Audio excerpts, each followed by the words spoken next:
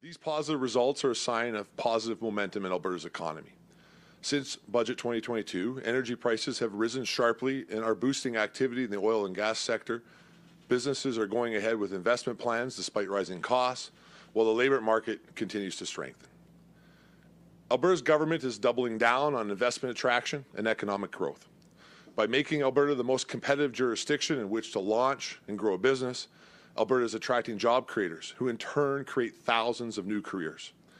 Alberta's government remains committed to stabilizing provincial finances so Albertans now and in the future continue to have access to public services and Alberta's generous social programs. That's why maintaining discipline in spending decisions now means so much for the future of this province's finances. While energy prices are high right now, Alberta needs to take this opportunity to strengthen provincial finances for the long term. At the beginning of the fiscal year on April 1st, the price of a barrel of West Texas Intermediate oil was just below $100 US. More recently, the price has sometimes dipped below $90, with an average price as of mid-August of $90.76 US per barrel. Alberta's government plans on spending, investing and saving wisely to better withstand potential economic downturns. And that's why Alberta's government will continue to move forward with our top priorities. By reducing the provincial debt, Alberta's government is taking the interest burden off of future generations.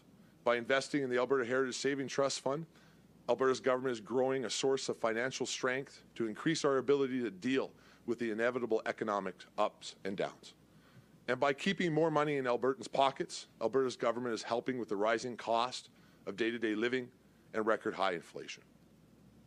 Total revenue from all sources is now expected to total $75.9 billion.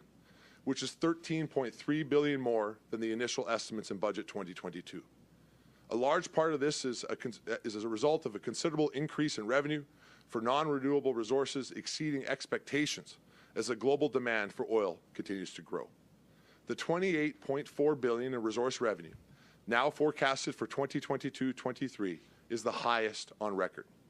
We also continue to bring in more revenue from corporate income taxes as more businesses grow in nearly all sectors. On the expense side, total expenses is up marginally. The main changes include an increase of $578 million in energy, consisting of $300 million for the electricity rebates and another $277 million for the cost of selling oil due to the higher prices and volumes. Education is receiving an extra $52 million to support the new teachers agreement and to help school authorities pay for bus fuel. Justice and the Solicitor General expenses increased by $22 million for Crown Prosecutor compensation and victims of crime programs.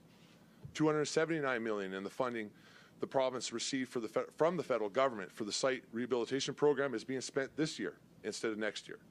And $73 million in capital grants as some construction projects are moving forward this year instead of last.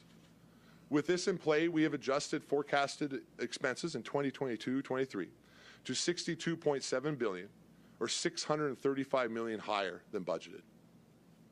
As a result, instead of a modest $511 million surplus this year, we are now projecting a surplus of $13.2 billion, an improvement of $12.6 billion. Well, the thing that I want to stress is every front runner in the leadership race for my party supports the principles that I'm outlining here.